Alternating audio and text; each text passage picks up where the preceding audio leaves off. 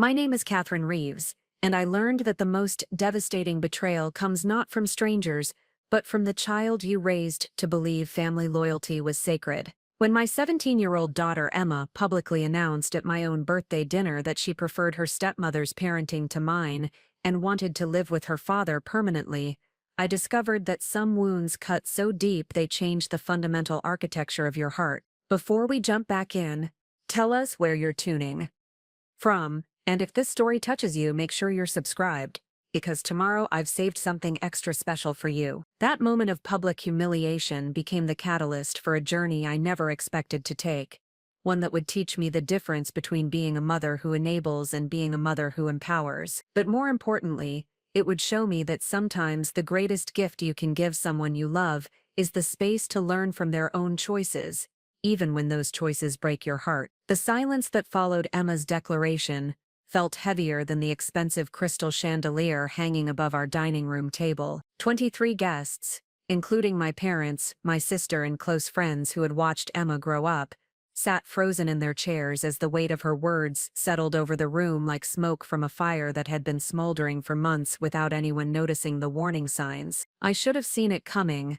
The signs had been accumulating for the better part of a year, ever since my ex-husband David had married Melissa, a woman barely 8 years older than Emma herself. The carefully orchestrated weekend visits had become increasingly elaborate affairs, complete with shopping trips to expensive boutiques, spa days, and the kind of permissive attitude toward rules and boundaries that made me appear restrictive by comparison. But standing there in my own dining room, surrounded by the people who knew me best, watching my daughter deliver what amounted to a public rejection of everything I had tried to teach her about responsibility, respect, and character, I understood that this was not simply teenage rebellion or the normal complications of blended family dynamics. This was something far more calculated and devastating.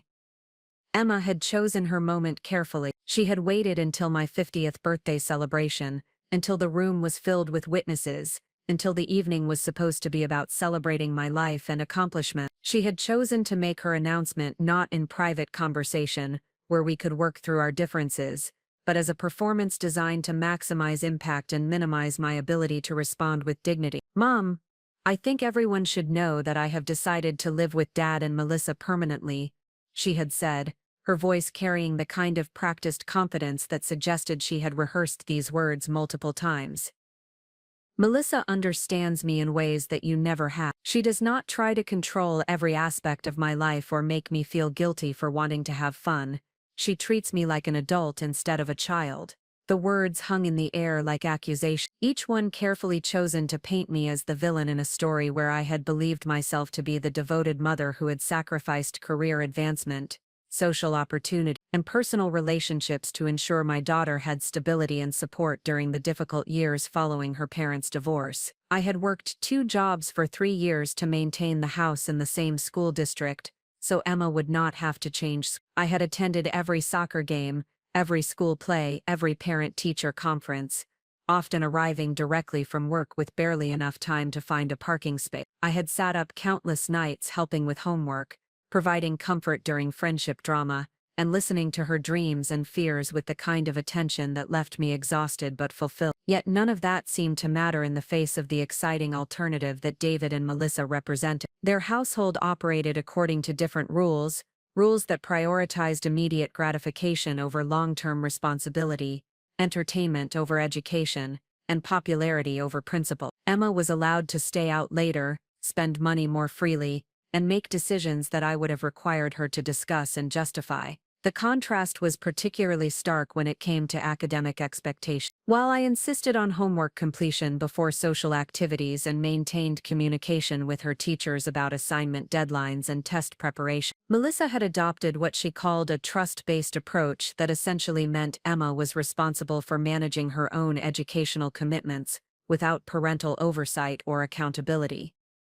The results had been predictable. Emma's grades had declined from consistent A's and B's to a mixture of C's and D's, with several missing assignments that she claimed to have forgotten or lost. When I attempted to address these concerns during our weekly dinner meetings, Emma would dismiss my feedback as micromanaging and contrast my approach unfavorably with Melissa's more relaxed attitude. Melissa says that grades are just numbers and that real learning happens through life experience.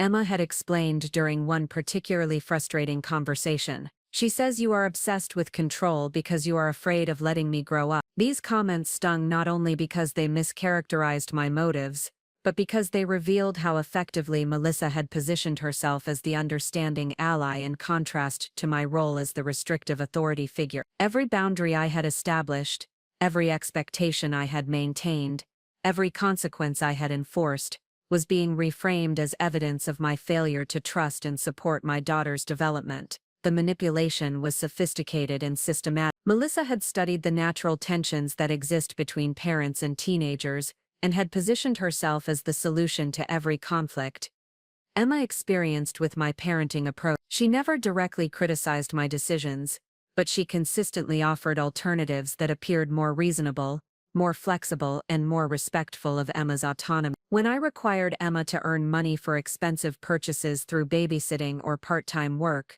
Melissa would surprise her with gifts that eliminated the need for earning or saving. When I insisted on meeting Emma's friends and understanding her social plans, Melissa would emphasize trust and independence as superior parenting philosophies. When I maintained consistent bedtime and study schedules, Melissa would celebrate spontaneity and living in the moment. The cumulative effect was to make me appear rigid, controlling, and out of touch with modern parenting approaches, while positioning Melissa as progressive, understanding, and genuinely concerned with Emma's happiness and self-expression. The fact that Emma was thriving socially in this environment, making new friends and participating in activities that she found exciting, seemed to validate Melissa's approach and discredit my concerns about academic performance and responsible decision-making. But the birthday dinner announcement represented an escalation beyond anything I had previously experienced. Emma was not simply expressing preference for spending more time with her father and stepmother. She was publicly rejecting my parenting,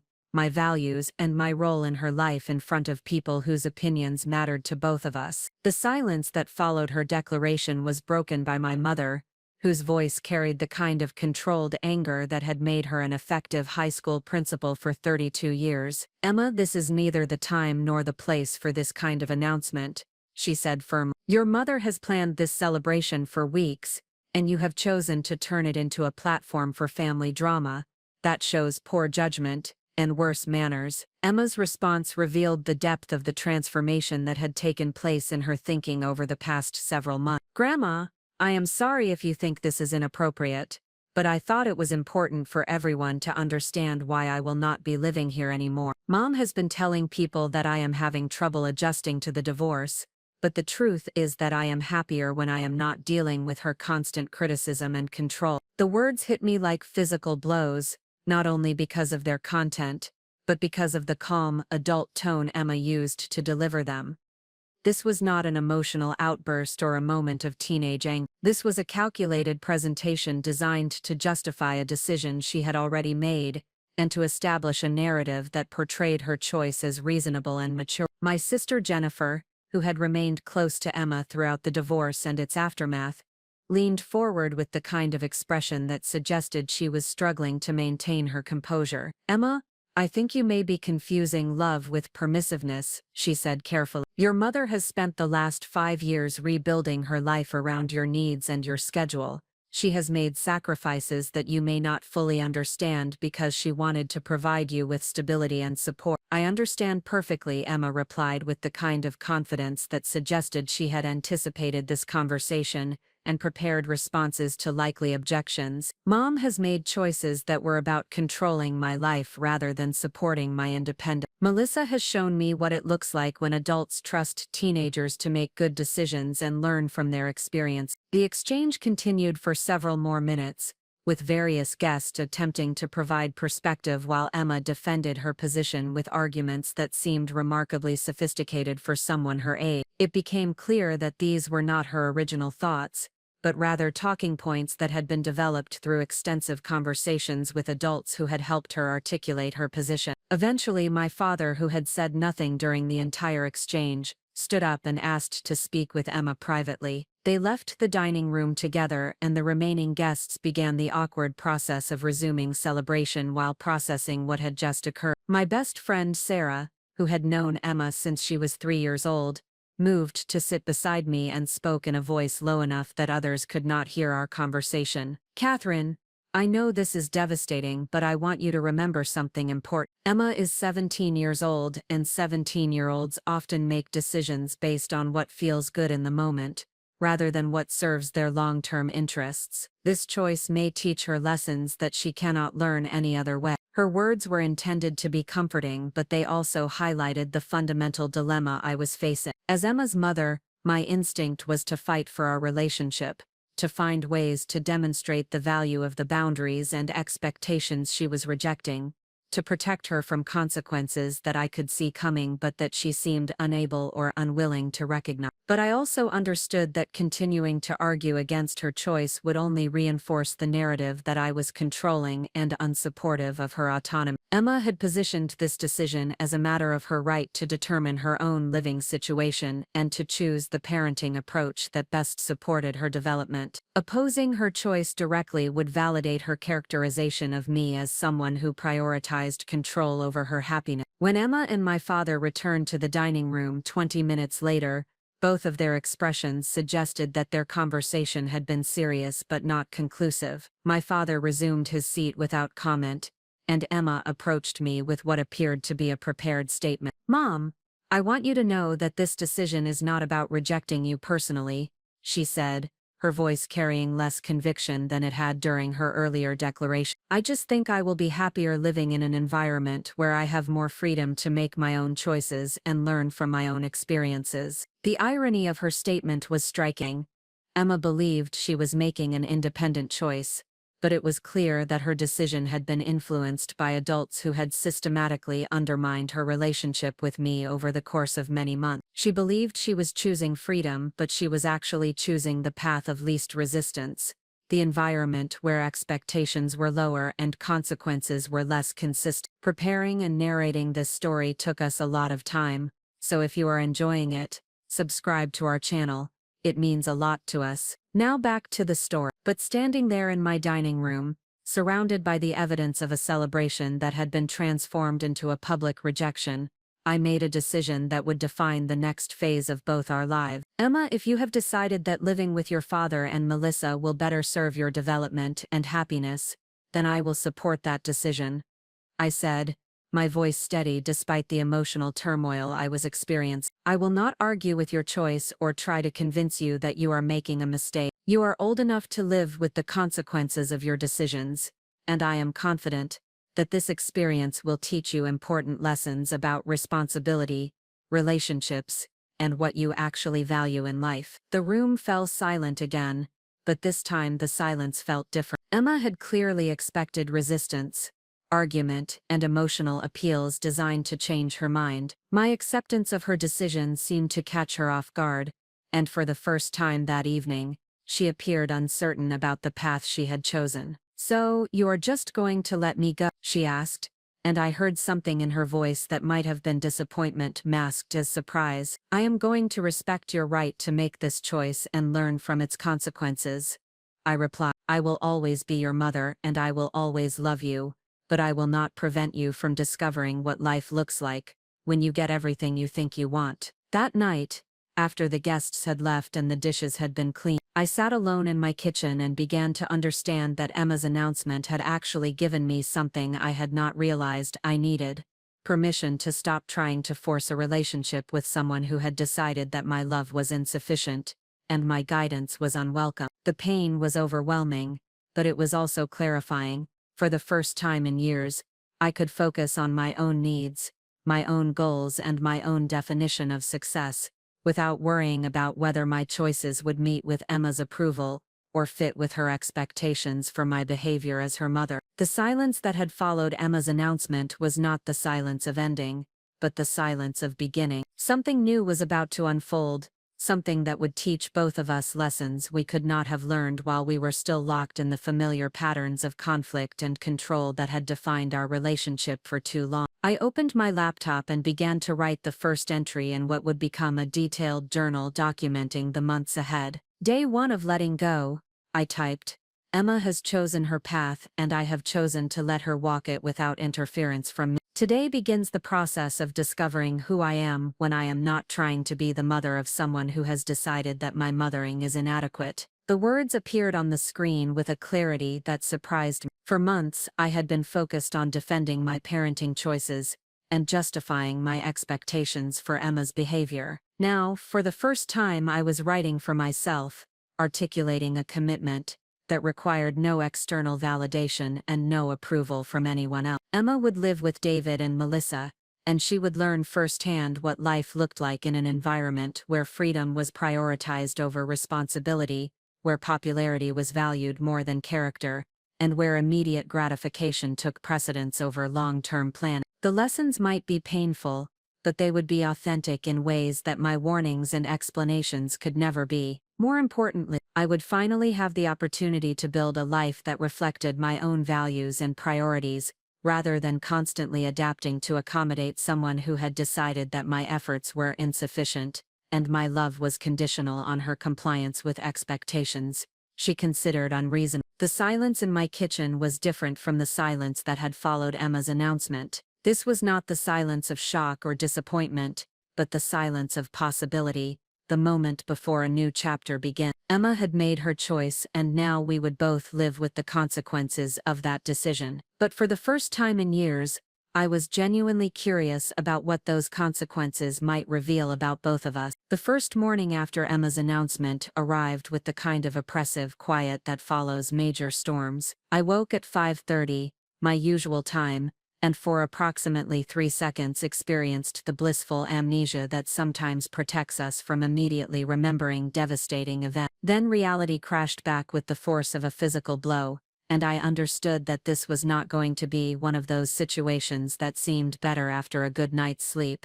Emma's bedroom door remained closed as it had been when I went to bed the previous evening. She had retreated there immediately after our final exchange in the kitchen, declining my offer to talk through the practical details of her decision. The silence from behind that door felt different from the normal quiet of a sleeping teenager. It carried the weight of finality, the stillness that follows when bridges have been burned and there is no longer any pretense that things will return to normal. I dressed quietly and made coffee with the deliberate precision of someone trying to maintain familiar routines in the face of circumstances that had made those routines suddenly meaningless. For 5 years, my morning schedule had been organized around ensuring Emma had everything she needed for school, checking that homework was completed, preparing breakfast that met her current dietary preferences, and managing the complex logistics of transportation, after-school activities and evening plans. Now as I stood in my kitchen holding a mug that read,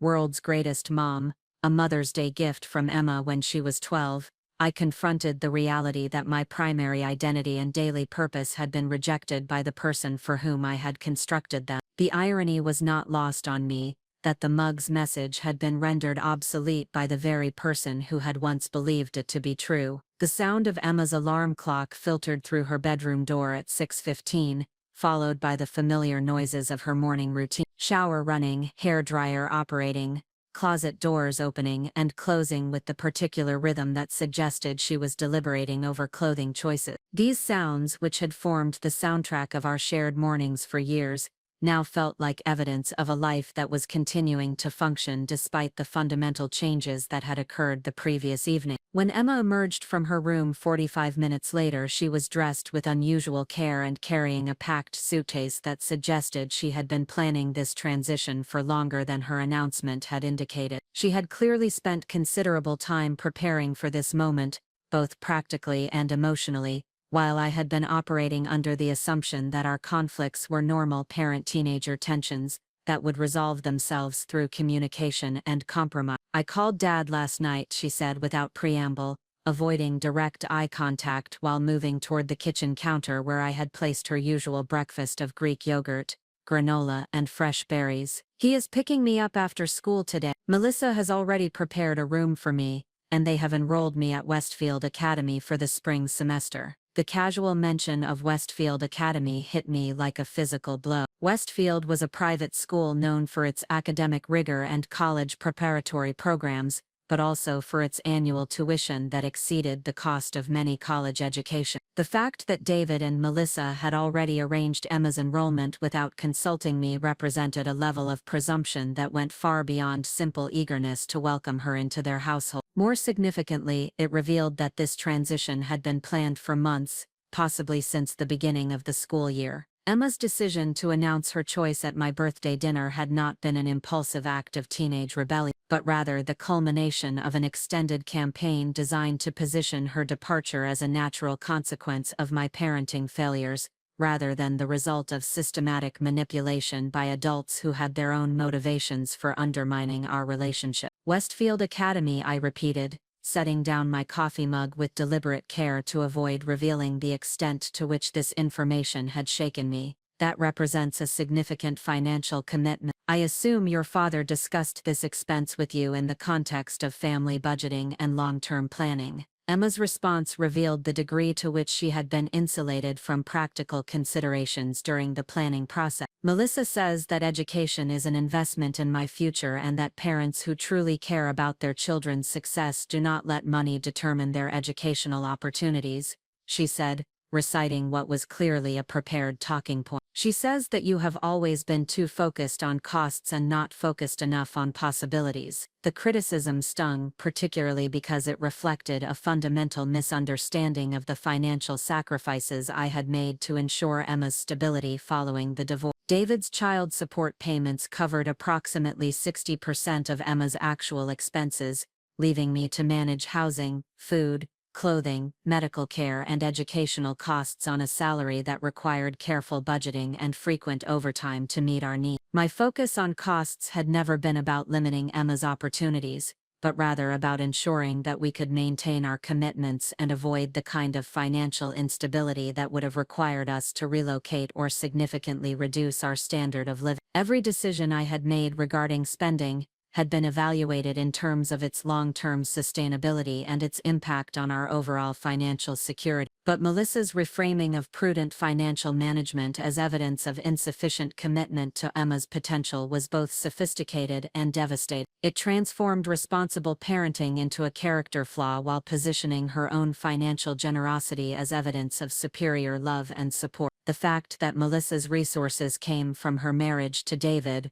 rather than from her own earning capacity, was conveniently omitted from this narrative. Emma, I want you to understand something important, I said, choosing my words carefully to avoid the kind of defensive tone that would validate her characterization of me as controlling. Financial planning is not about limiting opportunity. It is about ensuring that the opportunities we pursue are sustainable, and that we can meet our commitments without creating problems that will restrict our choices in the future. That is exactly what I mean, Emma replied with the kind of exasperated tone that suggested she had anticipated this conversation and prepared responses to my likely objections. You always turn everything into a lecture about responsibility and planning. Melissa understands that sometimes you have to take risks and trust that things will work out. The exchange crystallized the fundamental philosophical differences that had been driving our conflicts for months. Emma had been educated to believe that responsible planning represented fearfulness and lack of faith in positive outcomes, while spontaneous decision-making demonstrated confidence and optimism. The idea that careful consideration of consequences might actually enable greater freedom and more opportunities had been reframed as evidence of limitation and negativity. This perspective had obvious appeal for a 17-year-old who was naturally inclined toward immediate gratification and who lacked sufficient life experience to understand how poor financial decisions could compound over time to create serious long-term problems. Melissa's willingness to provide immediate access to expensive experiences and material goods made my emphasis on earning, saving, and planning appear unnecessarily restrictive by comparison. But the conversation also revealed something more troubling about the education Emma had received regarding relationships and commitment. The idea that things will work out without careful planning and sustained effort suggested a fundamentally passive approach to life management that would leave her vulnerable to circumstances beyond her control and dependent on others to provide stability and resource. I hope that Melissa's approach proves to be as effective as she believes it will be, I said, finally recognizing that continuing to explain my perspective would only reinforce Emma's perception that I was unable to accept her choices. You will have the opportunity to experience different approaches to decision-making and resource management, and that experience will help you develop your own philosophy about these important life skills. Emma's expression suggested that she had expected more resistance and was unsure how to interpret my acceptance of her decision. For months our interactions had followed predictable patterns of conflict,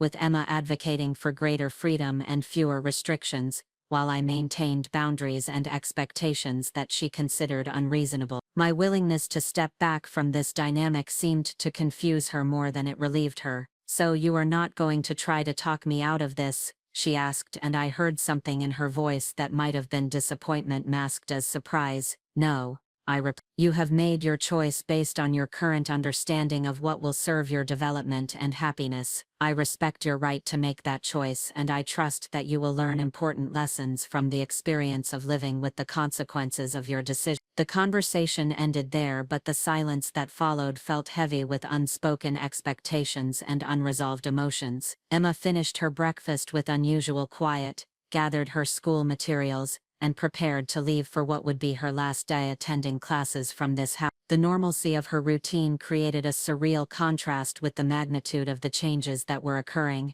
After Emma left for school, I called my office to request a personal day, something I had done fewer than 5 times in my 8 years with the company. My supervisor, Karen, had known me long enough to recognize that any request for unscheduled time off represented genuinely serious circumstances. "Is everything all right, Catherine?" she asked after I explained that I needed to handle an urgent family situation. "My daughter has decided to live with her father permanently," I said, surprised by how calm my voice sounded when articulating this devastating development. "I need some time to process the practical and emotional implications of this change." Karen's response revealed the kind of wisdom that comes from managing employees who are also parents navigating complex family situations. "Take all the time you need," she said gently. "These kinds of transitions are more difficult than people realize, and you will need space to figure out how to move forward. Your work will be here when you are ready to return." Her kindness nearly broke through the emotional control I had been maintaining since Emma's announcement. The contrast between her immediate support and understanding,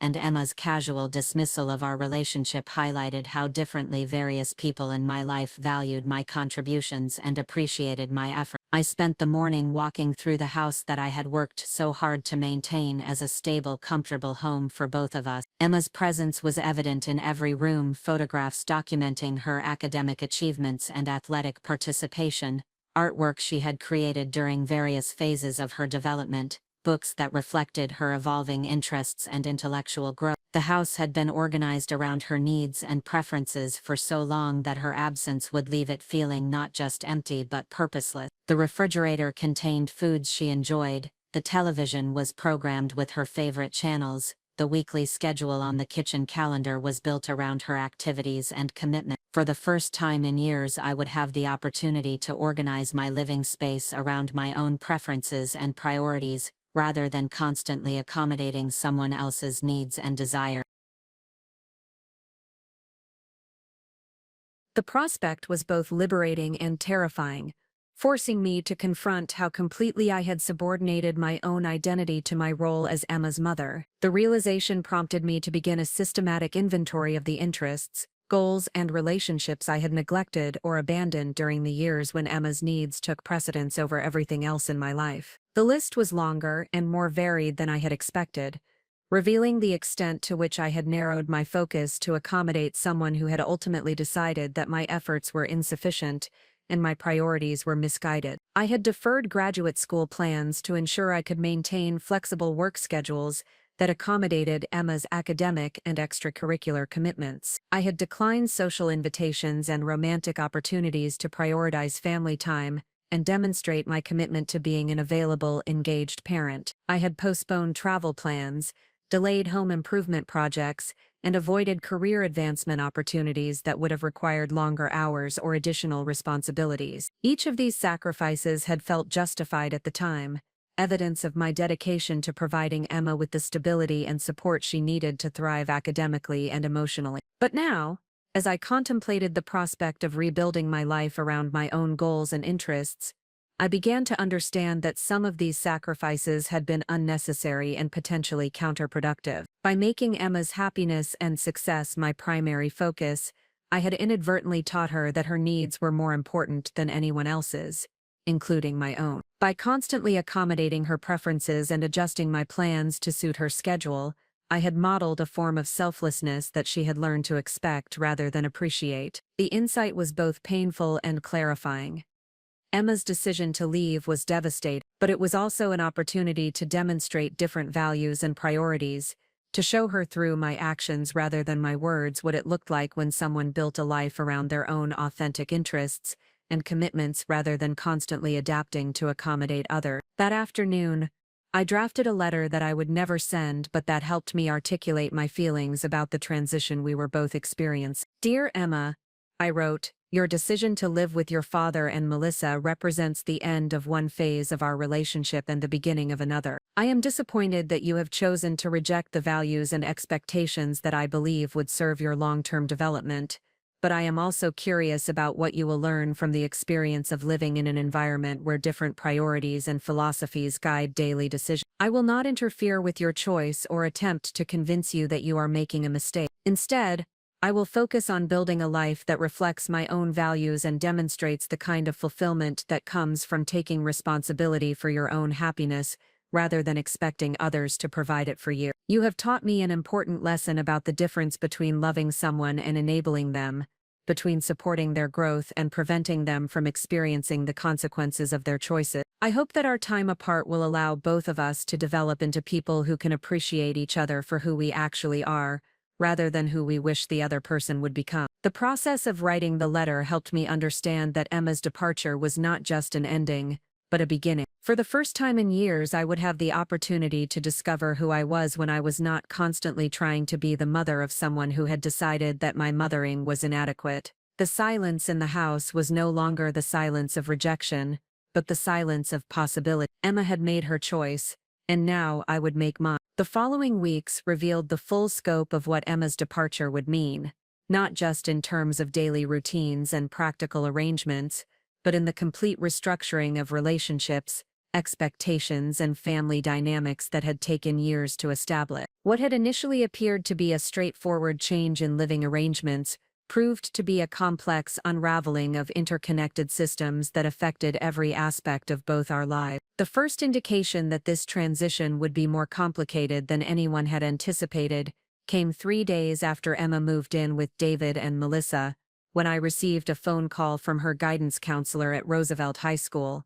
Mrs. Patterson had been working with Emma since her freshman year and had developed the kind of professional relationship that allowed for frank discussions about academic progress and personal development. Catherine, I need to discuss some concerns about Emma's recent academic performance and her plans for transferring to Westfield Academy, Mrs. Patterson said, her tone carrying the careful neutrality that school administrators use when addressing sensitive family situations. There are several issues that need to be resolved before we can process her transfer request, and I believe you should be aware of the full picture before making decisions about her educational future. The conversation that followed revealed problems that had been developing for months, but had been carefully concealed from me through a combination of Emma's deception and the school's assumption that both parents were receiving regular updates about academic progress. Emma's grade point average had declined from 3 over the course of the current semester, with multiple missing assignments in core subjects and concerning patterns of absence and tardiness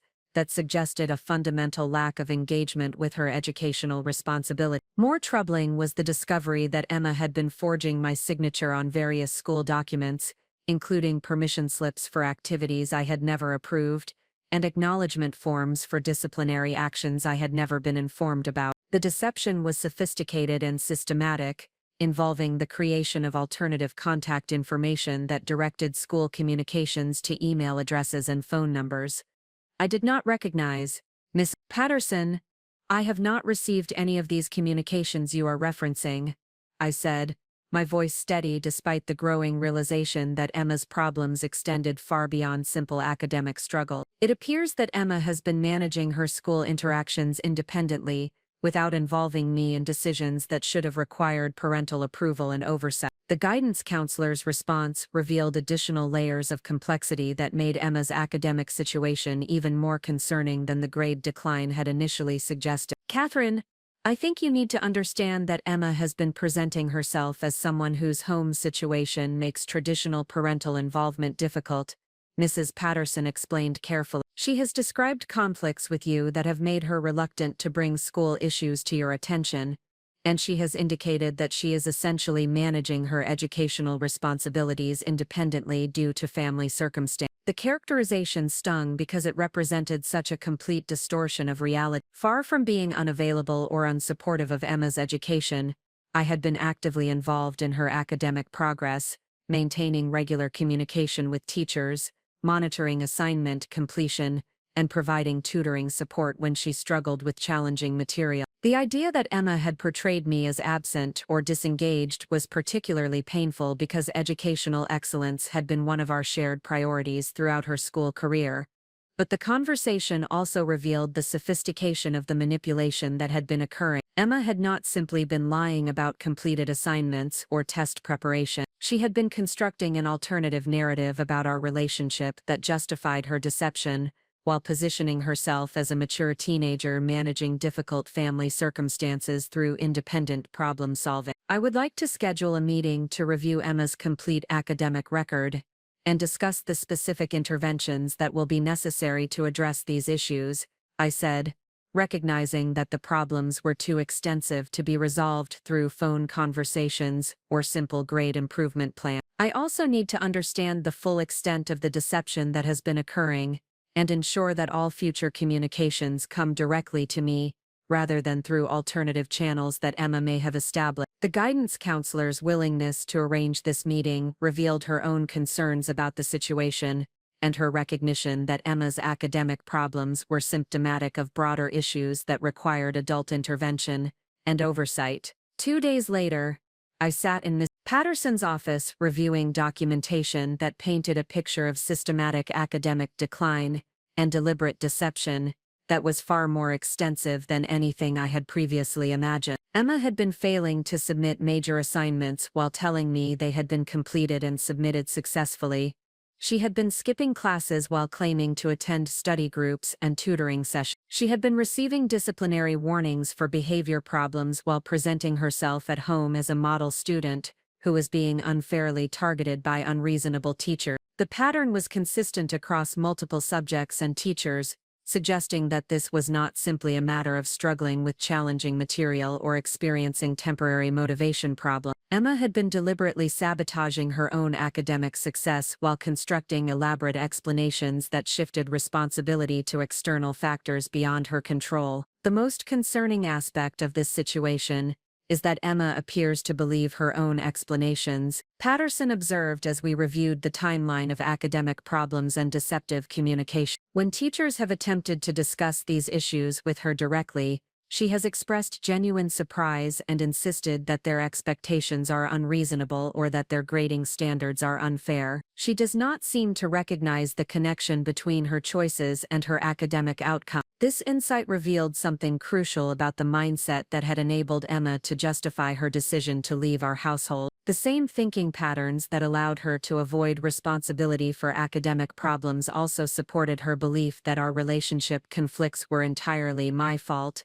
and that changing her living situation would automatically resolve all her difficulties. The discovery of Emma's academic deception also cast new light on David and Melissa's decision to enroll her at Westfield Academy. A school known for academic rigor and high expectations was an unusual choice for a student whose current performance suggested she was struggling with basic responsibility and time management. The enrollment decision appeared to be based on aspirational thinking, rather than realistic assessment of Emma's current capabilities and motivation level. When I called David to discuss these academic concerns, his response revealed the extent to which he and Melissa had been operating with incomplete information about Emma's actual school performance.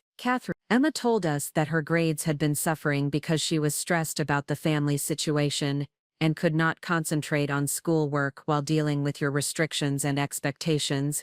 David said, his tone suggesting that he viewed Emma's academic problems as evidence of my inadequate parenting, rather than as warning signs about her personal responsibility and decision-making pattern. David, have you reviewed Emma's actual transcripts and teacher communications, or are you relying on Emma's descriptions of her academic performance? I asked, already suspecting that their understanding of the situation was based entirely on Emma's selective presentation of information. The silence that followed my question confirmed that they had made significant educational and financial commitments based on Emma's account of her circumstances, rather than on objective documentation of her academic history and current performance level. I think we should schedule a meeting with Emma's current teachers and counselors before finalizing her enrollment at Westfield, I continued, recognizing that this conversation represented an opportunity to ensure that Emma's educational decisions were based on accurate information rather than wishful thinking.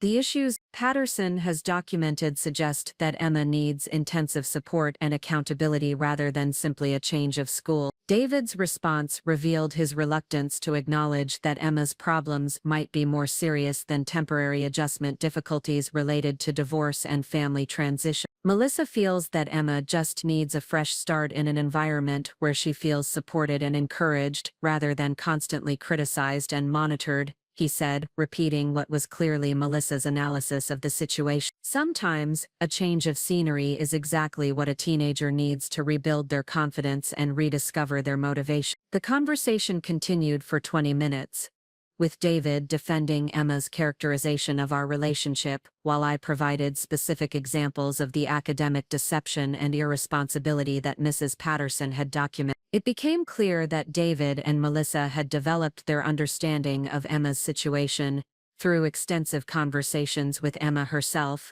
but had not sought independent verification of her claims or consulted with school personnel who had observed her behavior patterns over time. This dynamic explained much about how Emma had been able to construct and maintain the narrative that justified her departure from our household. By carefully controlling the information that different adults received about her circumstances, she had been able to present herself as a victim of unreasonable expectations, rather than as someone who was struggling to meet normal standards of responsibility and accountability. The realization was both painful and clarifying.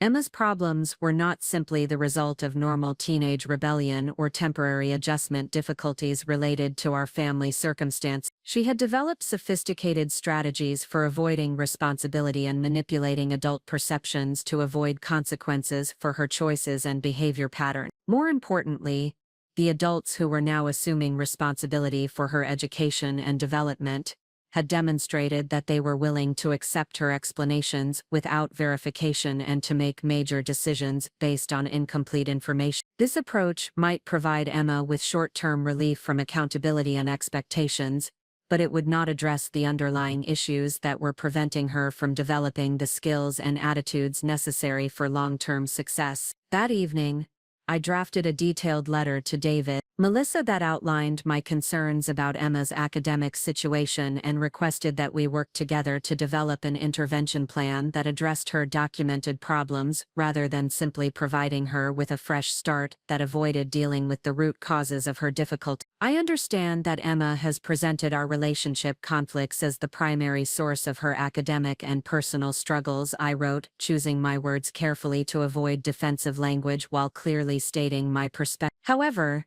the documentation provided by her current school suggests that her problems are more extensive and systematic than temporary stress related to family dynamics. I believe that all of us who care about Emma's future success have a responsibility to address these issues directly rather than hoping that a change of environment will automatically resolve problems that require focused intervention and consistent accountability. The letter continued with specific recommendations for academic support, counseling services, and monitoring procedures that would help Emma develop better study habits, time management skills, and personal responsibility. I also included copies of all the documentation I had received from Ms. Patterson, ensuring that David and Melissa would have access to the same objective information that had informed my concerns. I concluded the letter with a statement that reflected my evolving understanding of what Emma's situation required from the adults in her life. Emma is at a critical point in her development where the choices she makes about responsibility, honesty, and accountability will establish patterns that will affect her success in college and beyond. The most loving thing we can do for her is to provide the structure and support she needs to develop these essential life skills, even if that means maintaining expectations and consequences that she currently finds uncomfortable or unfair. The process of researching and documenting Emma's academic problems had revealed the full scope of the challenge that lay ahead for all of us. This was not simply a matter of family relationship dynamics or parenting philosophy difference. Emma had developed problematic patterns of thinking and behavior that would affect her ability to succeed in any environment unless they were addressed through focused intervention and consistent accountability. The discovery also clarified my own role in the situation. While I could not control the decisions that David and Melissa made about Emma's education and development, I could ensure that they had access to accurate information about her actual circumstances and needs. My responsibility was to provide objective documentation and professional recommendations, not to convince them to adopt my approach or to accept my assessment of what Emma's situation required. More importantly, the investigation had revealed that Emma's departure from our household was not simply a rejection of my parenting style, but an attempt to escape accountability for choices and behavior patterns that were preventing her from meeting normal standards of responsibility and achievement. Understanding this dynamic allowed me to maintain perspective about our relationship conflicts while focusing on the long-term development needs that would ultimately determine her success and happiness. The silence that had followed Emma's announcement was being replaced by a clearer understanding of what the months ahead would require from both of us. Emma would learn whether changing environments could substitute for changing behavior patterns. I would discover what it meant to love someone enough to allow them to experience the full consequences of their choices, even when those consequences might be painful and difficult to watch. 3 weeks after Emma's departure, I made what I believed would be a reasonable attempt to bridge the growing divide between us through careful documentation and professional intervention.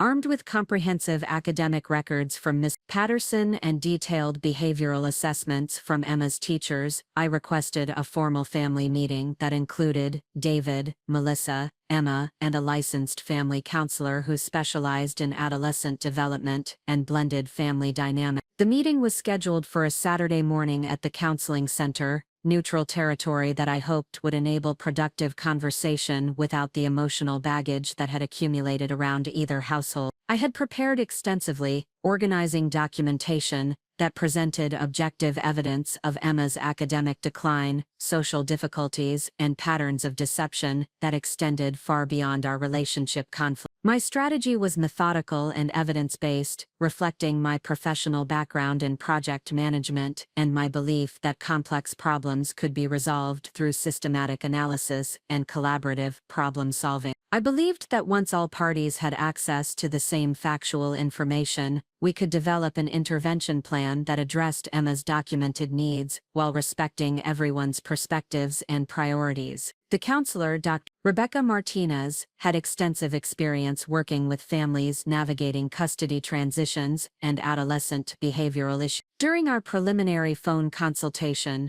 she had expressed optimism about facilitating productive dialogue between adults who shared genuine concern for Emma's well-being, even if they disagreed about specific parenting approaches and educational strategies. However, the meeting revealed fundamental differences in how the various participants interpreted the same factual information and what they believed constituted appropriate intervention strategy. Within the first 20 minutes, it became clear that David and Melissa had developed explanations for Emma's academic problems that preserved their narrative about my inadequate parenting while avoiding acknowledgement of more serious underlying issues. Martinez, I think it is important to understand the context of Emma's academic struggles, Melissa began, speaking with the confident authority of someone who had rehearsed her presentation extensively. Emma has been dealing with significant stress related to her mother's controlling behavior and unrealistic unrealistic expectations. When children feel constantly criticized and micromanaged, they often respond by withdrawing effort and engagement as a form of self-protection. The explanation was sophisticated and psychologically plausible, incorporating legitimate concepts from adolescent development theory while systematically mischaracterizing the nature of our relationship conflict. Melissa's analysis positioned Emma as a victim of emotional abuse, rather than as a teenager who had been making irresponsible choices and avoiding accountability for her behavior pattern. David supported this interpretation with examples that were technically accurate but presented without context in ways that distorted their significance. He described my monitoring of Emma's homework completion as evidence of mistrust rather than appropriate academic support. He characterized my requirement that Emma contribute to household responsibilities as excessive control rather than normal expectation of teenage participation in family maintenance. Most effectively, they presented Emma's improved mood and increased social confidence since moving to their household as evidence that the change of environment had addressed the root causes of her difficulty. Emma appeared more relaxed, was making new friends at Westfield Academy, and had expressed enthusiasm about academic opportunities that had not been available at Roosevelt High School.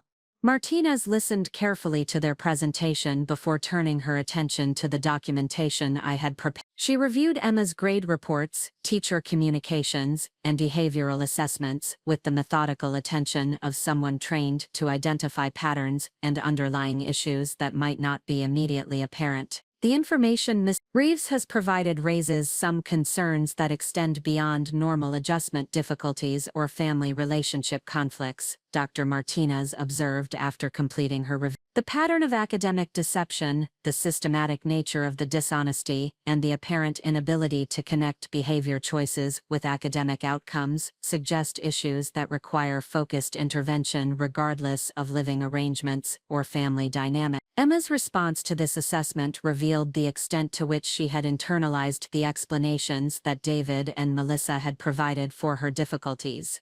Martinez, I think my mom has presented a very negative picture that does not reflect what was actually happening, Emma said, her voice carrying the practiced confidence of someone who had learned to present her perspective as more reasonable than competing interpretation. I was struggling because I felt like nothing I did was ever good enough, and because I was spending so much energy dealing with conflict at home that I could not focus on schoolwork. The explanation was compelling and emotionally resonant, incorporating genuine elements of teenage experience while avoiding acknowledgement of personal responsibility for choices and behavior patterns. Emma had learned to describe her difficulties in terms that generated sympathy and support while deflecting attention from the deception and irresponsibility that had contributed to her academic problem. Martinez responded with questions designed to explore the specific mechanisms through which family stress might have affected Emma's academic performance and decision-making processes. Emma, can you help me understand how feeling criticized at home led to specific choices like not completing assignments or providing false information to school personnel?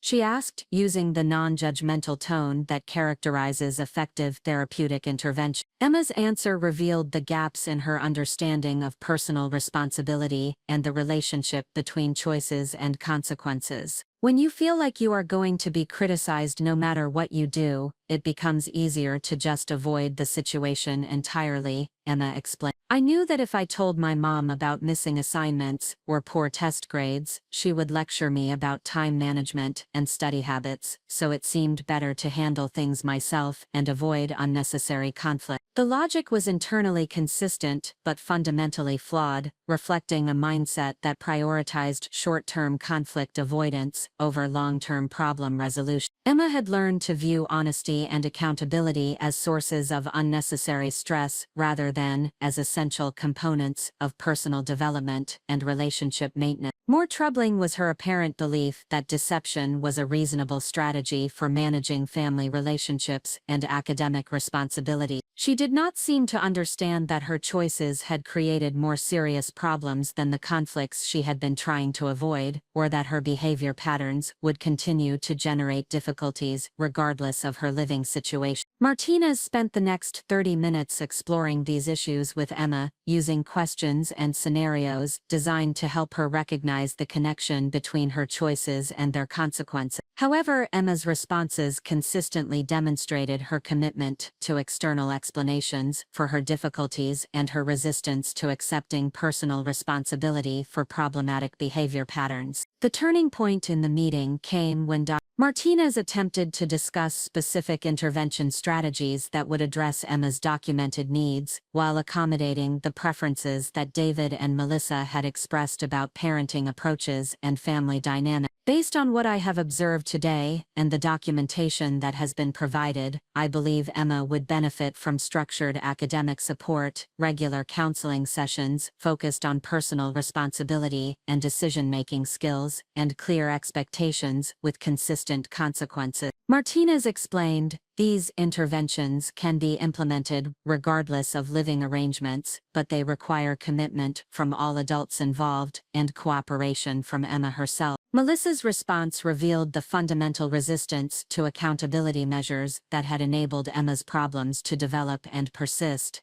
Martinez, we appreciate your professional perspective, but we believe that Emma needs support and encouragement rather than additional structure and monitoring, Melissa said. She has already demonstrated significant improvement since moving to an environment where she feels trusted and valued. We think that continued positive reinforcement will be more effective than interventions that focus on her past difficulties. The disagreement was not simply about specific strategies or implementation detail. It reflected completely different philosophies about adolescent development, personal responsibility, and the role of consequences in learning and growth. Melissa's approach prioritized Emma's immediate comfort and emotional state over long-term skill development and character formation. David supported this perspective with arguments that seemed reasonable on the surface but ignored the documented evidence of Emma's ongoing difficulties. Emma is already showing improvement in her new school environment, he said. Her teachers at Westfield have reported that she is engaged and participatory in class discussions. She is making friends and participating in extracurricular activities. These positive changes suggest that the problems were related to her previous situation rather than to fundamental issues with her character or decision-making abilities. Dr. Martinez responded with questions that probed the sustainability of improvement that was based primarily on environmental changes rather than skill development and behavioral modification. Thompson, the positive changes you are describing are encouraging, but I am curious about how Emma is handling academic challenges and personal responsibilities in her new environment, she said. Has she encountered situations that require sustained effort, delayed gratification, or acceptance of constructive criticism? How has she responded when her initial approach to problems has been unsuccessful?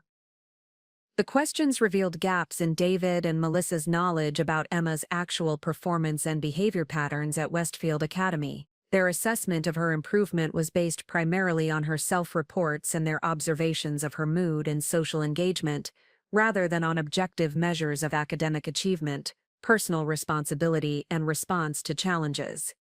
When Dr. Martinez requested permission to contact Emma's new teachers and counselors to gather independent assessment of her adjustment and performance, David and Melissa expressed reluctance that suggested they were concerned about what such investigation might reveal. We prefer to maintain Emma's privacy and avoid creating the impression that we doubt her ability to manage her new situation successfully, Melissa explained. She has been through enough scrutiny and evaluation. We think she deserves the opportunity to demonstrate her capabilities without constant monitoring and assessment. The response was presented as protection, Emma's dignity and autonomy, but it also served to prevent independent verification of the improvement that they claimed had occurred. By avoiding objective assessment of Emma's performance in her new environment, they could maintain their belief that environmental change had resolved her problems without confronting evidence that might contradict this conclusion. The meeting concluded with Dr. Nez offering to continue working with our family if all parties were willing to commit to the intervention strategies she had recommended. However, David and Melissa declined further counseling services, stating their belief that Emma's difficulties had been resolved through the change of living arrangements, and that additional intervention was unnecessary. Emma supported their decision with arguments that reflected her preference for avoiding accountability and her commitment to the narrative that positioned her as a victim of unreasonable expectations, rather than as someone who needed to develop better life skills and decision-making capability. I appreciate Dr. Martinez's concern, but I feel like my problems have been solved by moving to a place where I am trusted and supported, Emma said. I do not think I need counseling or additional monitoring. I just need the opportunity to prove that I can be successful when I am not constantly criticized and controlled. As I drove home from the meeting, I reflected on the complete failure of my evidence-based approach to addressing Emma's documented needs and our family's relationship difficulty. Despite comprehensive documentation, professional assessment, and neutral facilitation, the other participants had maintained their commitment to explanations that avoided acknowledging Emma's need for skill development and behavioral modification. The failure was not due to inadequate preparation or poor presentation of information. The evidence I had gathered was comprehensive and objective, clearly documenting patterns of academic deception and irresponsibility that extended over several months.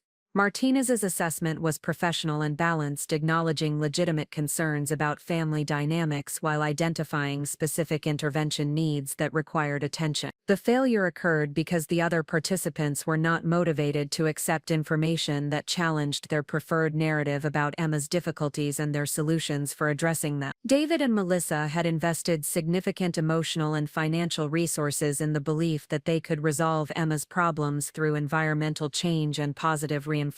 Acknowledging that her issues were more serious and systematic would have required them to admit that their approach was inadequate and that more intensive intervention was necessary. Emma had even stronger motivation to reject assessment results that identified her choices and behavior patterns as problematic. Accepting responsibility for her academic difficulties would have required her to acknowledge that she had been dishonest and irresponsible, and that her problems would follow her regardless of her living situation, unless she developed different approaches to challenges and expectations. The experience taught me that logical argumentation and factual evidence are insufficient for addressing conflicts that are rooted in fundamental differences about values, responsibility, and personal development. No amount of documentation could convince people who were committed to alternative explanations for Emma's difficulties and who had strong emotional investment in avoiding accountability for problematic behavior patterns. More importantly, the meeting revealed that my attempts to maintain involvement in Emma's development and advocate for intervention strategies that addressed her documented needs were being reframed as evidence of my controlling behavior and inability to accept her autonomous choices about her living situation and family relationship. The failure of this professional intervention approach forced me to confront a painful reality.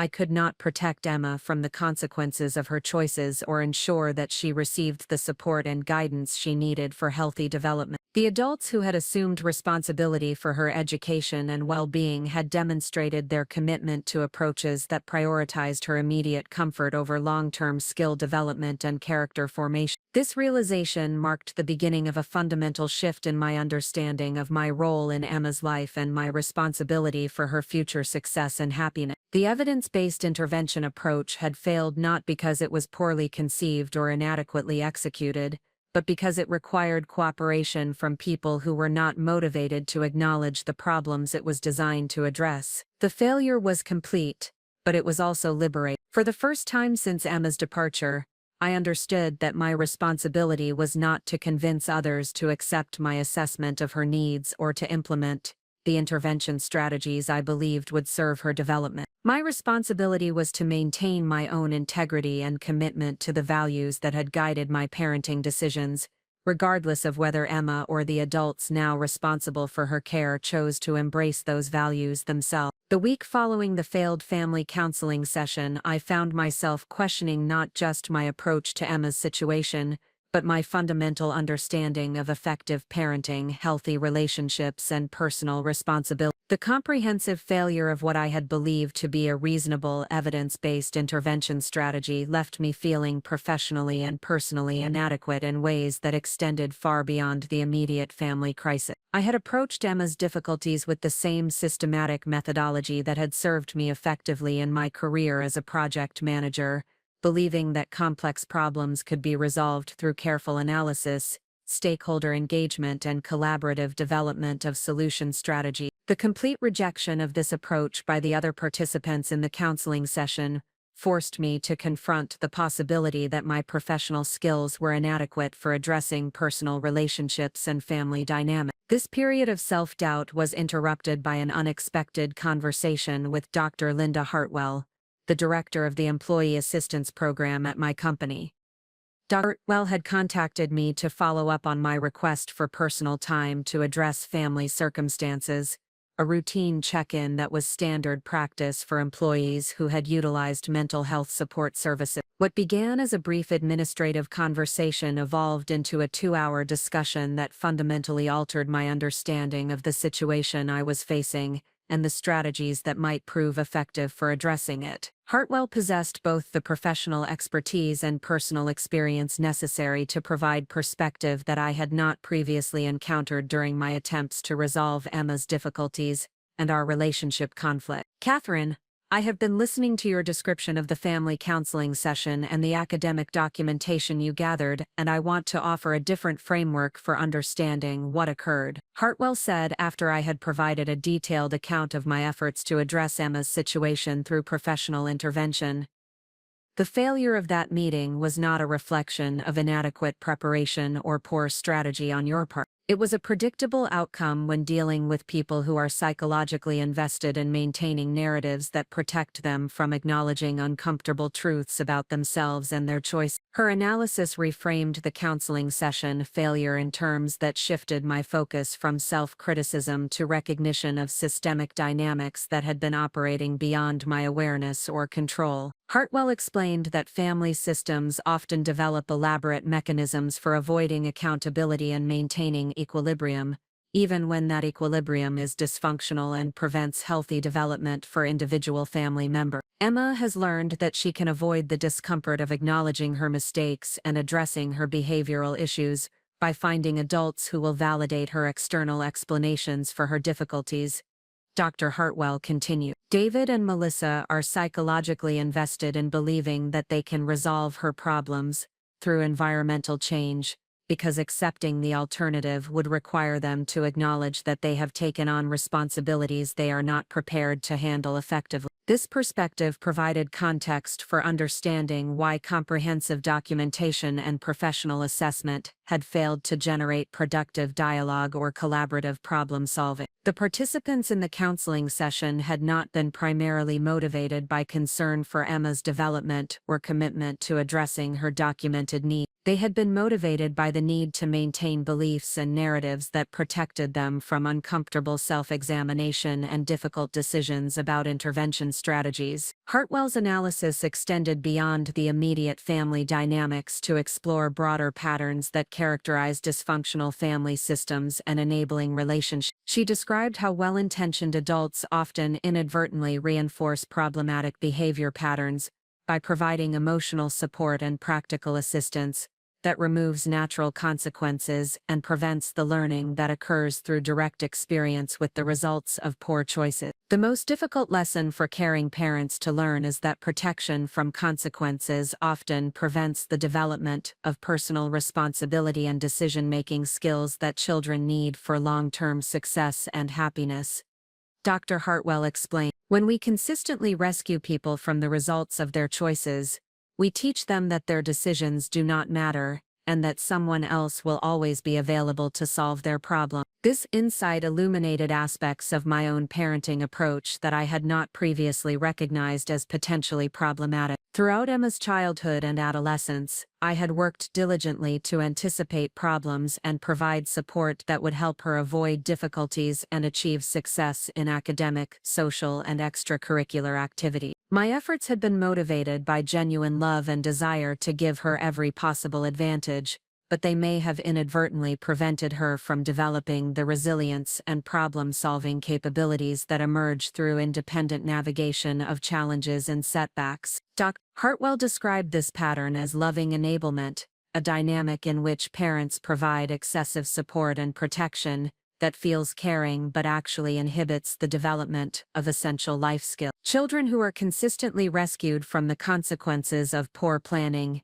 inadequate effort, or irresponsible choices often fail to develop the internal motivation and self-regulation capabilities that are necessary for independent functioning and adult. Catherine, I want you to consider the possibility that Emma's current difficulties represent an opportunity for her to develop capabilities that she has not been required to develop previously. Dr. Hartwell suggests, if David and Melissa are willing to provide her with the freedom to make choices without appropriate guidance and accountability, she will have the chance to learn through direct experience whether her current approach to responsibility and decision-making serves her long-term interest. The suggestion was both terrifying and liberating.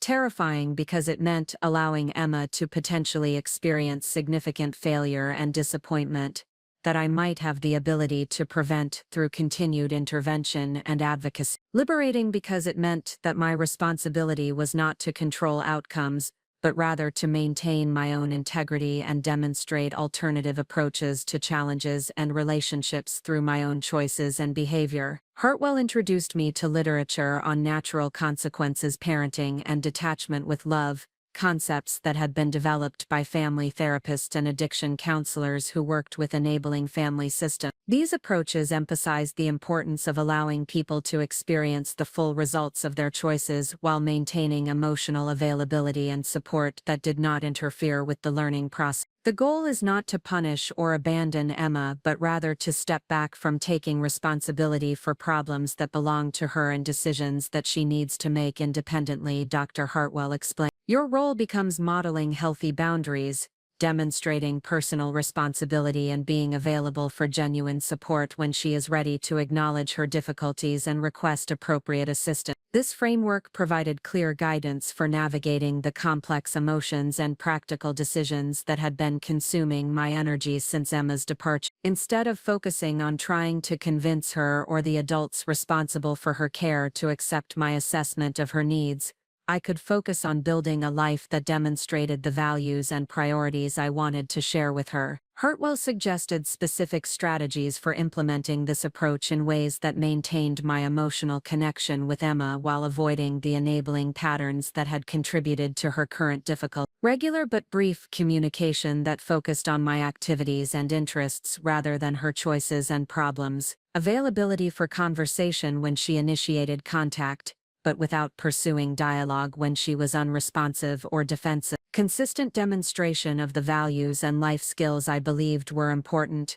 without lecturing or attempting to convince her to adopt similar approaches. The most powerful teaching occurs through example rather than explanation, Dr. Hartwell observed. Emma will learn more about personal responsibility, relationship maintenance, and life management through observing how you handle your own challenges and opportunities than she ever would through listening to your advice or accepting your guidance. The conversation also addressed practical concerns about maintaining relationship connection while implementing appropriate boundaries. Hartwell emphasized that detachment with love required ongoing emotional availability combined with refusal to take responsibility for problems that belonged to other people. This balance was challenging to achieve, but essential for avoiding the extremes of either enabling or abandoning. You can continue to love Emma deeply and maintain hope for your relationship while refusing to participate in dynamics that prevent her from learning essential life lessons, Dr. Hartwell explained. The key is distinguishing between support that enables growth and support that prevents necessary learning through direct experience with consequences. This distinction provided clarity about decisions I had been struggling with since Emma's departure. I could send birthday cards and holiday gifts without taking responsibility for her academic performance or social difficulties. I could express interest in her activities and experiences without offering advice that had not been requested or attempting to solve problems that she needed to address independently. I could maintain my own standards and expectations without requiring her to meet them or attempting to convince her that they were reasonable. Hartwell also addressed the emotional challenges associated with implementing this approach, acknowledging that watching someone you love make choices that appear likely to result in difficulty and disappointment required tremendous emotional strength and self-discipline. She described this as the courage to love without control, a paradoxical concept that involved caring deeply about someone's well-being while refusing to interfere with their learning process. Many parents find that learning to love without enabling actually strengthens their relationships with their children over time, Dr. Hartwell noted. When young adults are allowed to experience the natural consequences of their choices, they often develop greater appreciation for the guidance and support they received previously, and they become more receptive to advice and assistance when they recognize their need for it. The conversation concluded with Dr. Hartwell providing me with specific resources for continued learning about healthy family dynamics, boundary setting, and personal development independent of family relationships. She recommended books, support groups, and counseling approaches that would help me develop the emotional skills and practical strategies necessary for implementing the detachment with love approach effectively. More important, she helped me understand that my feelings of failure and inadequacy following the counseling session were normal responses to discovering that some problems cannot be resolved through effort and good intention, and some relationships cannot be repaired until all parties are motivated to acknowledge their contributions to difficulties and commit to making necessary change. Catherine, the fact that your evidence-based approach failed to generate productive dialogue or collaborative problem-solving does not mean that your analysis was incorrect or that your concerns about Emma were unfounded, Dr. Hartwell emphasized. It means that the other participants were not ready to engage in the kind of honest self-examination and accountability that would be necessary for addressing the issues you identified. This perspective provided relief from the self-blame and professional inadequacy I had been experiencing since the meeting. The failure had not occurred because of insufficient preparation, poor communication skills, or inadequate understanding of family dynamics. It had occurred because effective intervention required cooperation from people who were not psychologically prepared to acknowledge uncomfortable truths about themselves and their approaches to responsibility and problem solving. Hartwell's guidance represented the first time since Emma's departure that someone with relevant expertise had validated my assessment of the situation while providing practical strategies for moving forward in ways that served both my own development and Emma's long-term interest. Her framework shifted my focus from trying to control outcomes to building a life that demonstrated the values and capabilities I wanted to share with Emma when she was ready to learn from my example rather than rebel against my guidance. The concept of detachment with love provided a sustainable approach to maintaining relationship connection while avoiding the enabling patterns that had contributed to Emma's difficulty. Instead of continuing to take responsibility for problems that belonged to her, I could focus on my own growth and demonstrate through my choices and behavior the kind of life that was possible when someone took full responsibility for their own happiness and success. The shift in perspective was profound and immediate. For the first time since Emma's announcement at my birthday dinner, I felt hopeful about the future and confident about my ability to navigate the challenges ahead in ways that honored both my love for her and my commitment to healthy relationship dynamics. The failure of the family counseling session had not been an endpoint, but rather a necessary step in my own education about the difference between caring and enabling, between love and control, between supporting someone and preventing them from learning essential life lessons through direct experience with consequences. Hartwell had provided not just professional guidance, but permission to stop trying to save Emma from herself and to start building a life that would serve as an example of what was possible when someone took full responsibility for their own development and happiness. The mentoring relationship that emerged from our conversation would continue to influence my approach to Emma's situation and my own personal growth throughout the months ahead.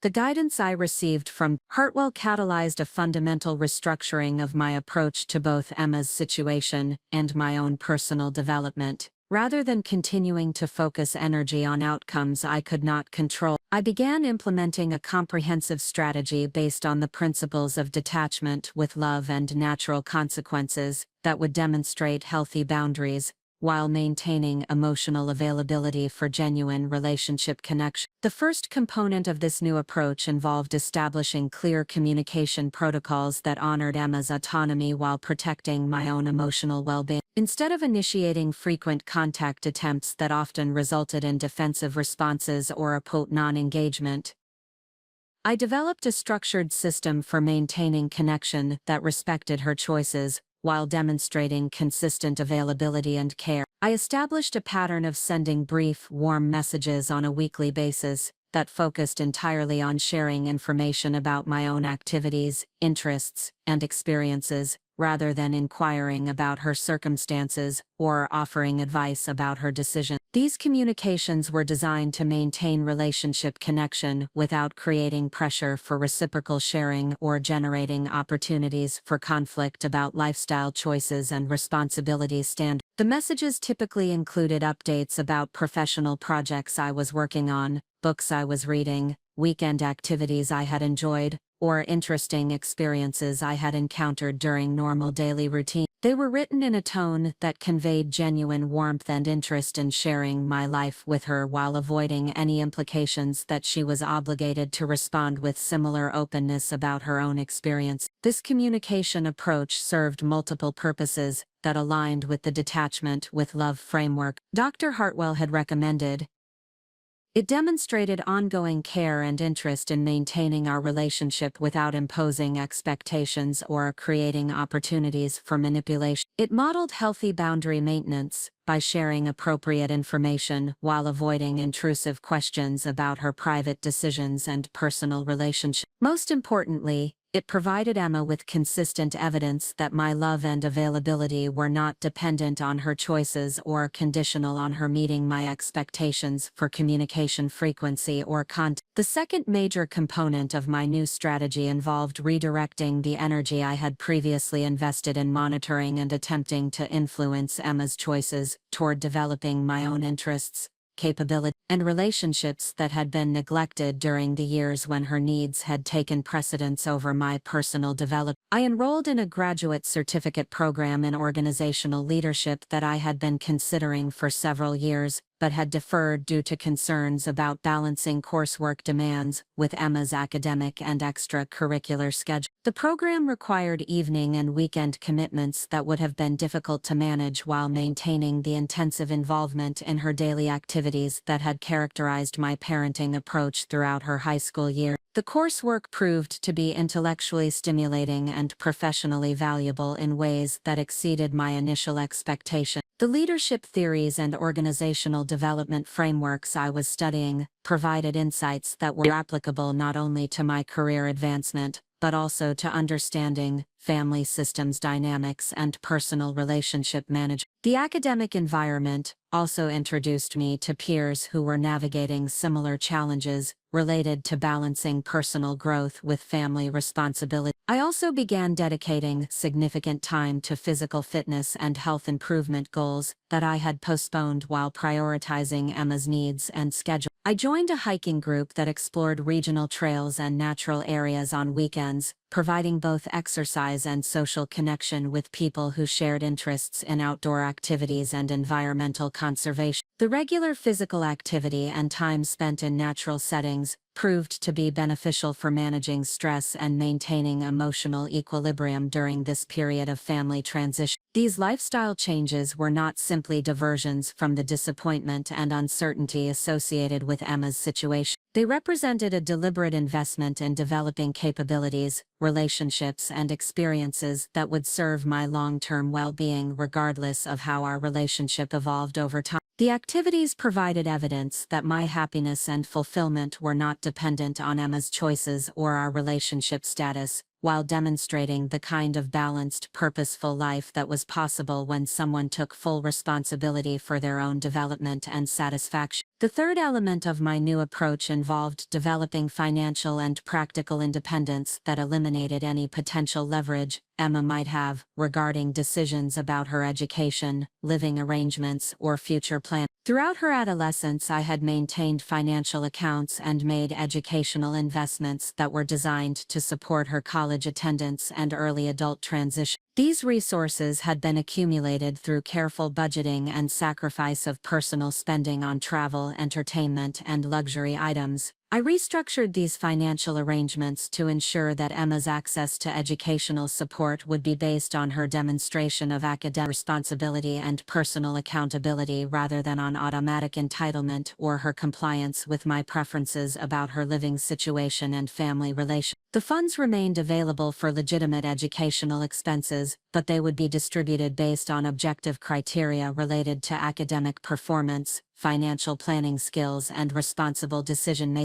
This restructuring served to protect both Emma's long-term interests and my own financial security while eliminating the potential for manipulation or entitlement that could undermine healthy relationship dynamics. Emma would have access to significant educational support if she demonstrated the maturity and responsibility necessary for making effective use of such resources, but she would not be able to take financial assistance for granted regardless of her academic performance or personal conduct. The financial restructuring also included establishment of emergency funds that would be available if Emma encountered serious difficulties that required immediate assistance, but only under circumstances where she acknowledged her need for help and demonstrated willingness to accept guidance about addressing underlying problems. The goal was to provide a safety net that could prevent catastrophic outcomes without enabling continued irresponsibility or protecting her from natural consequences of poor decision-making. Implementing these financial boundaries required consultation with legal and financial planning professionals to ensure that the arrangements protected Emma's legitimate interests while preventing manipulation and entitlement. The process was complex and emotionally challenging, requiring me to balance my desire to provide generous support with recognition that excessive assistance could actually harm her development of independence and personal responsibility. The fourth component of my strategy involved expanding my social and professional networks to include relationships that were independent of my role as Emma's mother and that could provide ongoing support, intellectual stimulation, and companionship regardless of family circumstance. During the years when Emma's needs had been my primary focus, I had inadvertently allowed many friendships and professional connections to diminish due to lack of attention and investment. I began deliberately rebuilding these relationships while also developing new connections through the graduate program, hiking group, and professional development activities. The social expansion served multiple purposes within the framework of detachment, with love. It provided emotional support and companionship that reduced my dependence on Emma for social connection and validation. It demonstrated to Emma that my life had richness and satisfaction that did not depend on our relationship status. Most importantly, it created a network of healthy relationships that could serve as examples of mutual respect, appropriate boundaries, and shared responsibility. The relationship development process required significant time and emotional investment, particularly in rebuilding connections that had been neglected during the period when family conflicts had consumed much of my energy and attention. Many friends had been aware of the difficulties I was experiencing with Emma, but had been unsure how to provide support, or had gradually reduced contact to avoid becoming involved in family drama. Reconnecting with these individuals required honest communication about the changes I was implementing in my approach to family relationships, and my commitment to maintaining appropriate boundaries that would protect both my well-being and the integrity of our friendship. Several people expressed relief that I was no longer constantly preoccupied with Emma's problems and was investing energy in my own development and happiness. The fifth element of my new strategy involved developing expertise in areas that interested me personally rather than focusing exclusively on knowledge and skills that would be useful for supporting Emma's development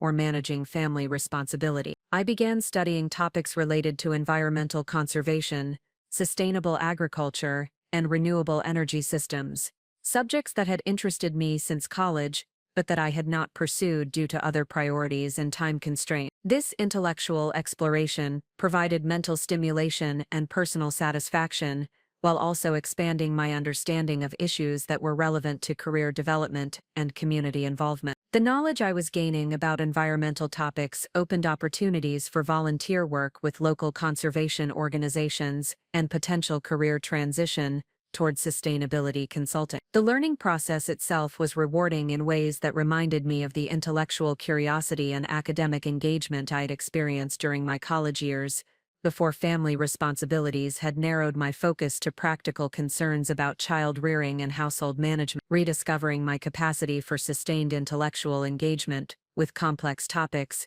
provided confidence about my ability to develop expertise and make meaningful contributions in areas beyond parenting and family management. By the end of the first month implementing this comprehensive strategy, I began to notice significant changes in my emotional state, energy levels, and overall life satisfaction. The constant anxiety and frustration that had characterized the previous year of escalating conflicts with Emma had been replaced by a sense of purposeful engagement with activities and relationships that provided intrinsic satisfaction and long-term value. More importantly, I was beginning to understand that the approach Dr. Hartwell had recommended was not simply a strategy for managing family relationships more effectively. It was a framework for building a life that would provide fulfillment and meaning regardless of external circumstances or other people's choices and behaviors. The weekly messages I sent to Emma began to reflect this shift in my focus and emotional state. Instead of writing from a place of worry and disappointment about our relationship difficulties, I was sharing genuine enthusiasm about the activities, learning experiences, and relationships that were contributing to my personal growth and happiness. The communications became more authentic and engaging because they emerged from actual experiences and interests, rather than from obligation or attempts to maintain connection through expressions of concern about her well-being. Emma's responses to these communications were initially minimal and guarded, suggesting that she was uncertain how to interpret my changed approach and suspicious that the shift might represent a manipulation strategy designed to generate guilt or prompt her to reconsider her living arrangement. However, over time, her replies became more frequent and substantive, indicating growing curiosity about the activities and interests I was describing. The most significant indicator that my new approach was beginning to influence our relationship dynamics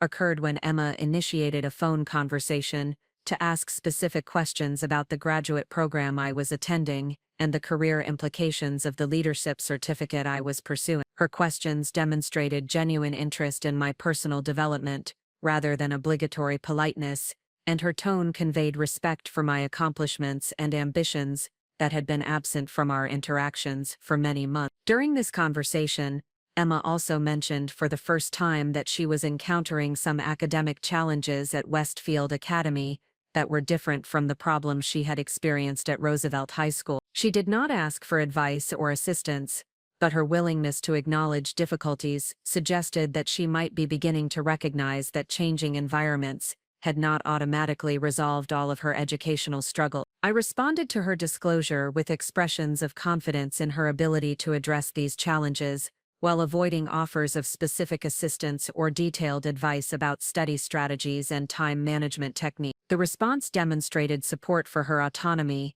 while maintaining availability for consultation if she decided to request guidance about addressing the academic difficulties she was experiencing. The conversation concluded with Emma expressing genuine appreciation for the information I had shared about my own activities and interests, and with her commitment to maintaining more regular communication about our respective experiences and goals. The exchange felt different from our previous interactions during the months leading up to her departure, and the weeks immediately following her move to David and Melissa's household. For the first time in over a year, our communication seemed to be based on mutual respect and authentic interest in each other's lives, rather than on conflict avoidance, manipulation attempts, or obligatory maintenance of family connection. The foundation was being established for a relationship that could potentially grow stronger over time, as both of us developed greater maturity and clearer understanding of healthy relationship dynamics. The new strategy I had implemented was beginning to demonstrate its effectiveness, not only in improving my own life satisfaction and emotional well-being, but also in creating conditions that might eventually enable genuine reconciliation and mutual respect between Emma and me. The approach required patience and sustained commitment to principles that sometimes felt counterintuitive, but the early results suggested that detachment with love and natural consequences could indeed provide a framework for maintaining relationship connection while promoting healthy development for all parties involved. 3 months into implementing the detachment with love strategy, the early successes I had experienced began to generate expanding opportunities and deepening satisfaction that validated the wisdom of Dr. Hartwell's guidance. The initial changes I had made in communication pattern, personal development, and boundary setting were creating momentum that extended far beyond my relationship with Emma to encompass professional advancement,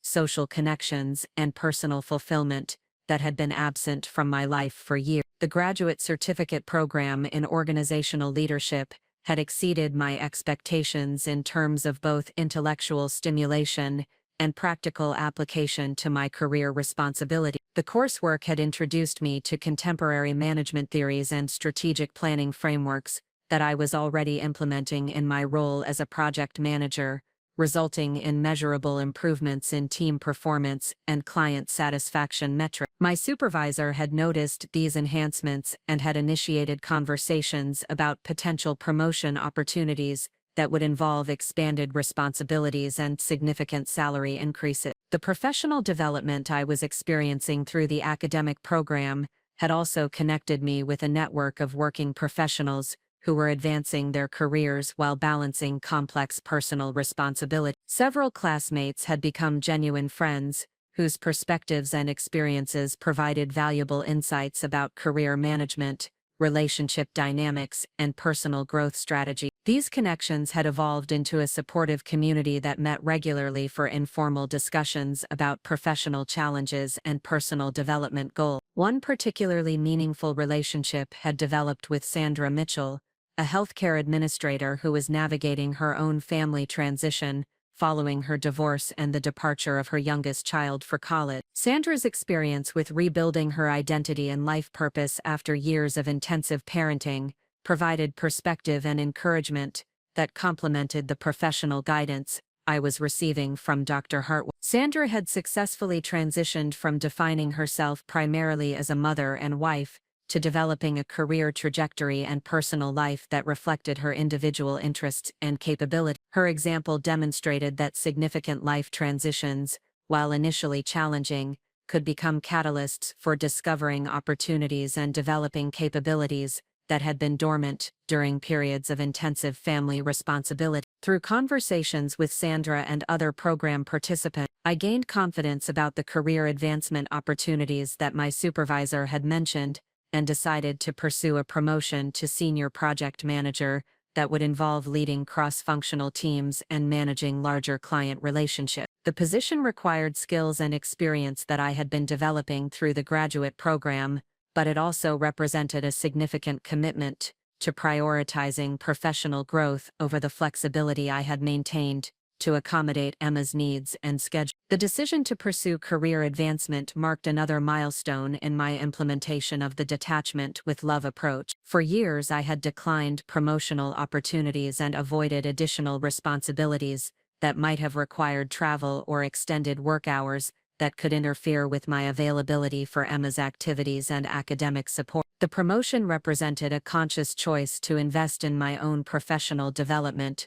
rather than maintaining schedules and priorities organized around someone else's needs and preferences. The application process required me to articulate my career goals and demonstrate leadership capabilities through presentations and interviews that showcased the knowledge and skills I had been developing. The preparation process was energizing in ways that reminded me of the professional ambition and intellectual engagement I had experienced earlier in my career before family responsibilities had become my primary focus. The hiking group I had joined was also generating expanding opportunities for outdoor recreation and environmental involvement that connected with interests I had not pursued for many years. The weekend activities had introduced me to regional natural areas and conservation initiatives that sparked curiosity about environmental science and sustainable resource management. Several group members were involved in volunteer projects related to habitat restoration and environmental education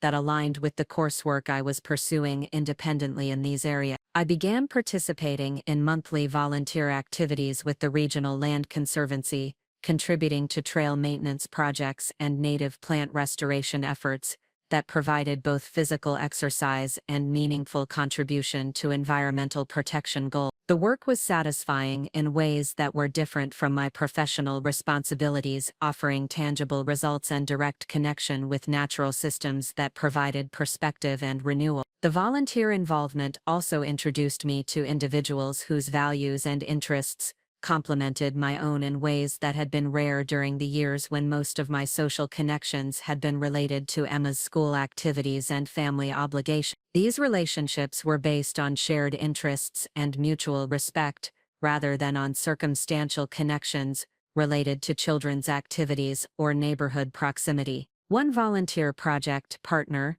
Dr. James Rodriguez, was a retired environmental scientist who had developed expertise in sustainable agriculture and renewable energy systems. His knowledge and experience provided informal mentoring about the environmental topics I had been studying independently, and his encouragement supported my growing interest in potential career transition towards sustainability consulting. Dr. Rodriguez had made a successful mid-career transition from academic research to environmental consulting after his children had completed college, and his experience provided a model for how professional expertise could be redirected toward personally meaningful work that aligned with evolving values and interests. His example demonstrated that career changes during middle age could be both financially viable and personally fulfilling when they built on existing skills, while incorporating new learning and fresh perspective. The expanding network of professional and personal relationships I was developing had a cumulative effect on my confidence and life satisfaction that was becoming apparent to colleagues,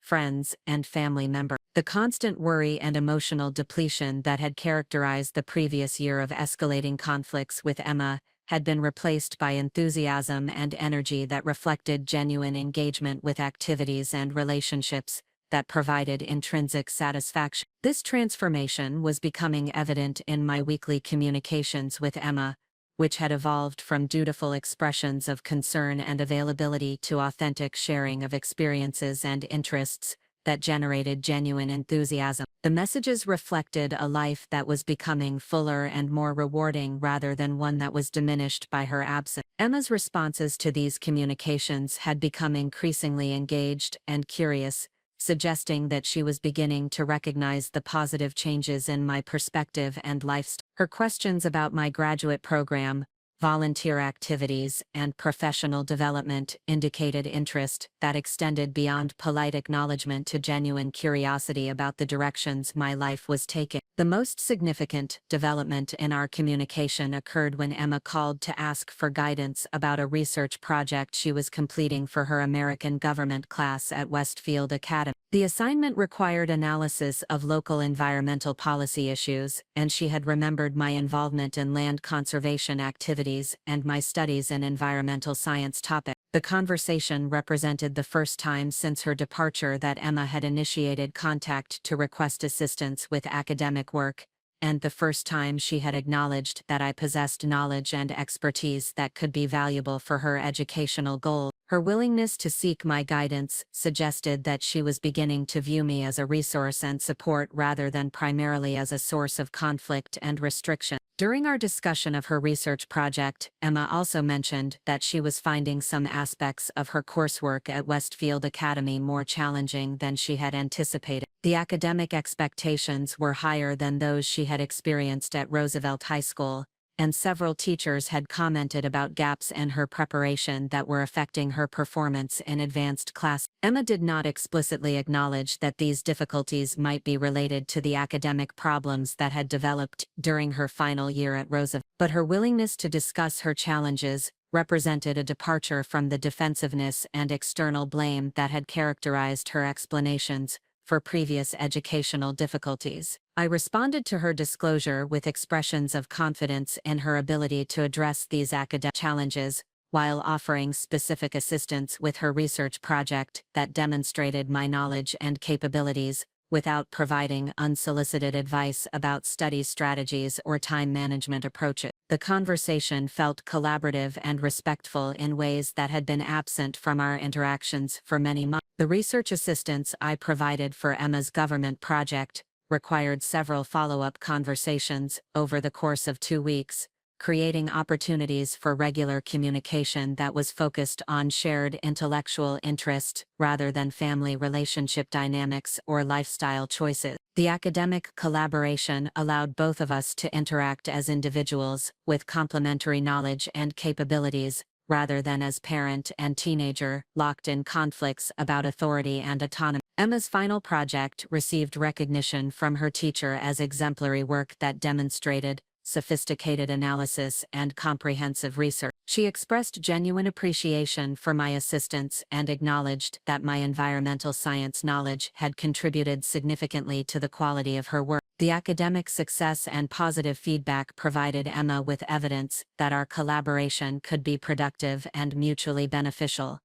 More importantly, the experience seemed to prompt Emma to reconsider some of her assumptions about my motivations and capability. The assistance I had provided was offered freely, without conditions or expectations about her living arrangements or family relationships, demonstrating that my support was available, regardless of her choices about where to live or how to structure her daily activity. During the final conversation about her project, Emma made an observation that suggested she was beginning to recognize changes in my approach and perspective. "Mom, you seem different lately," she said, her tone carrying curiosity rather than criticism. "You seem more confident and more interesting.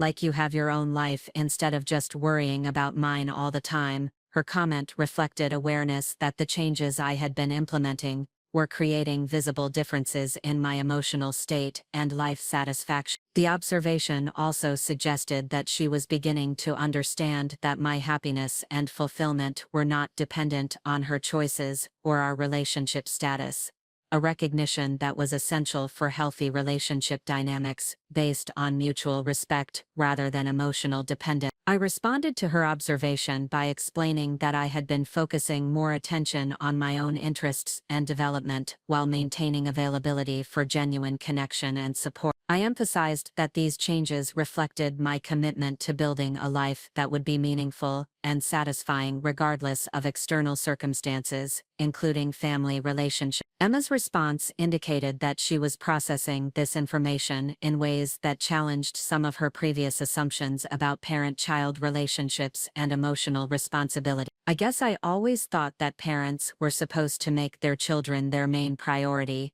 she said, thoughtfully. "But maybe it is better when everyone takes responsibility for their own happiness instead of expecting other people to make them happy." The insight represented a significant shift in Emma's understanding of healthy relationship dynamics and personal responsibility. Her recognition that individual happiness was not something that could be provided by others suggested that she was beginning to understand concepts that were central to emotional maturity and independence. The conversation concluded with Emma expressing interest in learning more about the environmental topics I had been studying and the volunteer work I was doing with the Land Conservancy. She indicated that she might want to participate in some conservation activities during her summer break, particularly projects related to habitat restoration and environmental education. Her interest in these activities represented potential common ground for future relationship development based on shared values and interests, rather than family obligation or conflict resolution. The possibility of collaboration on meaningful projects provided a foundation for rebuilding our connection through positive shared experiences rather than through discussion of past conflicts or attempts to resolve relationship difficulties through negotiation and compromise. By the end of the 4th month, implementing the detachment with love strategy, the momentum that had been building through professional development social expansion, and personal growth, was creating opportunities and satisfaction that exceeded my initial expectations. The approach had not only improved my individual well-being and life circumstances, but had also begun to generate positive changes in my relationship with Emma that suggested potential for genuine reconciliation based on mutual respect and shared interest. The success I was experiencing validated Dr. Hartwell's guidance about the power of focusing on personal development rather than attempting to control other people's choices and behaviors. The energy I had previously invested in trying to change Emma's decisions and convince her to accept my guidance was now being directed toward building a life that demonstrated the values and capabilities I wanted to share with her when she was ready to learn from example, rather than resist direct instruction. The momentum that was building through these positive changes provided confidence about continuing to implement the strategy, even when challenges and setbacks occurred. The early successes had created a foundation of satisfaction and purpose that would sustain continued commitment to healthy boundaries and personal development, regardless of how Emma's situation evolved over time. The momentum I had been building through 4 months of focused personal development and strategic boundary implementation came to an abrupt halt on a Tuesday evening in March, when I received a phone call that challenged every principle I had been learning about detachment with love and natural consequence. The call came from Emma herself, her voice carrying a combination of panic and desperation that I had never heard before, even during our most difficult conflict. "Mom, I need help," she said without preamble, her words tumbling together in a rush that suggested she had been rehearsing this conversation but was struggling to maintain composure. "Something has happened at school, and David and Melissa are not handling it the way I expect. I think I might have made a serious mistake, and I do not know what to do." The vulnerability in her voice triggered every protective instinct I had spent months learning to manage through the framework Dr. Hartwell had provided. My immediate impulse was to offer immediate assistance, ask detailed questions about the situation, and take whatever action might be necessary to resolve her difficulty. The desire to rescue her from whatever consequences she was facing felt overwhelming and urgent in ways that threatened to undermine the careful progress I had made in developing healthy boundaries. However, the training I had received about enabling versus supporting provided guidance for responding to her request in ways that offered genuine help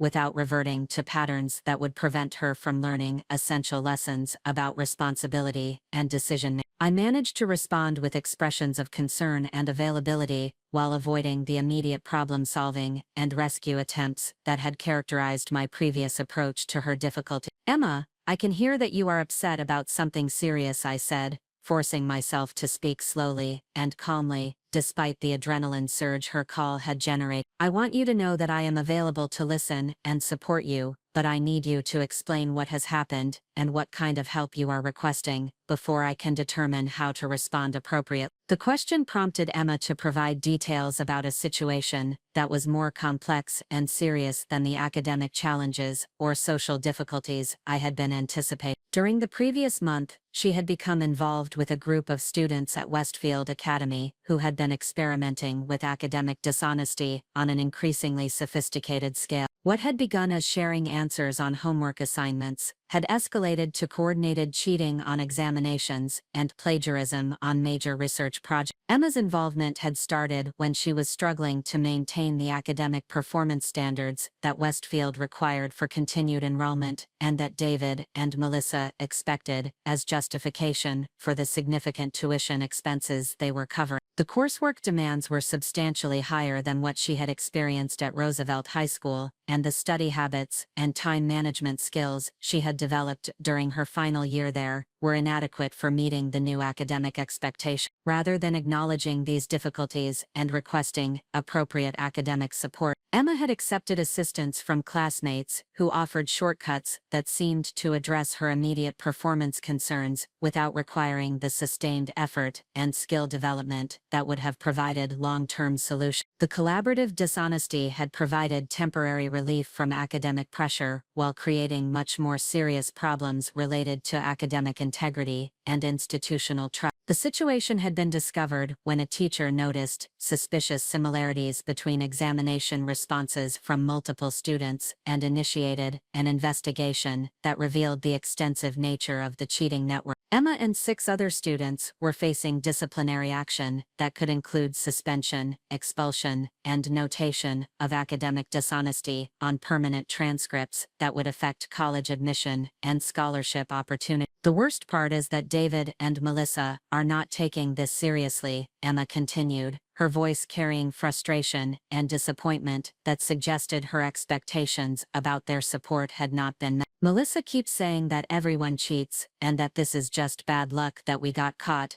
David is talking about hiring lawyers and making complaints about the investigation process. They are treating this like something that happened to me rather than something I chose to do. The revelation about David and Melissa's response to the academic dishonesty situation provided disturbing insight into the enabling patterns that had been operating in their household since Emma's arrival. Their refusal to acknowledge the seriousness of her choices and their focus on external blame and legal maneuvering represented exactly the kind of consequence avoidance that Dr. Hartwell had warned would prevent Emma from developing personal responsibility and decision-making skills. More troubling was Emma's recognition that their approach was inadequate for addressing the situation she was facing. Her disappointment with their response suggested that she was beginning to understand that protection from consequences was not the same as genuine support for addressing problems and developing better approaches to challenges and responsibility. Emma,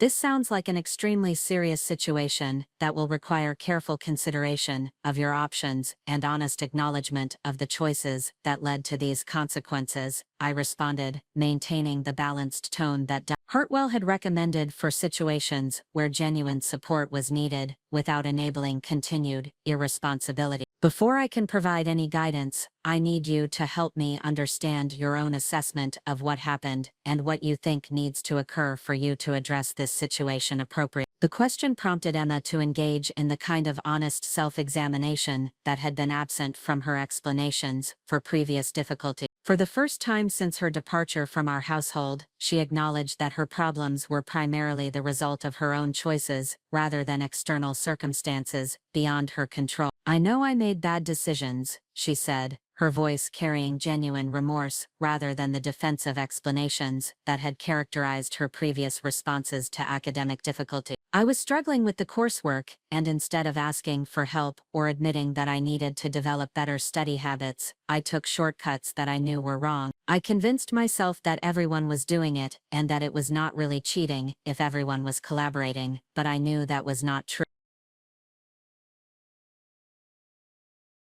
The acknowledgement represented a significant shift in Emma's thinking about personal responsibility and the relationship between choices and consequences. Her willingness to accept ownership of her decisions without external blame or justification suggested that the experience of living with the natural results of her choices was beginning to generate the learning that Dr. Hartwell had predicted would occur through direct experience rather than through lectures or warnings.